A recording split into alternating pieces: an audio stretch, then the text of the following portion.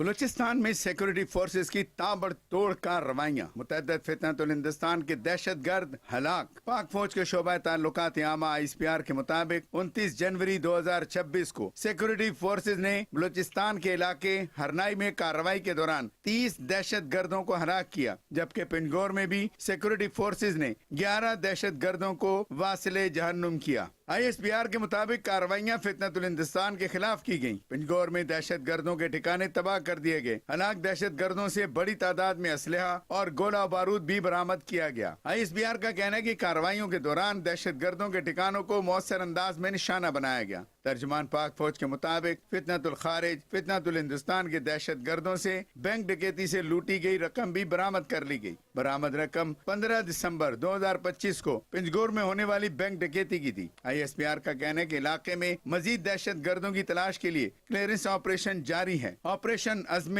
استحکام کے تحت انسداد دہشت گردی مہم پوری شدت سے جاری ہے۔ صدر مملکت آصف علی زرداری، وزیر اعظم شہباز شریف، وفاقی وزیر داخلہ محسن نقوی نے دہشت گردوں کو ہلاک کرنے پر سیکورٹی فورسز کو خراج تحسین پیش کیا ہے۔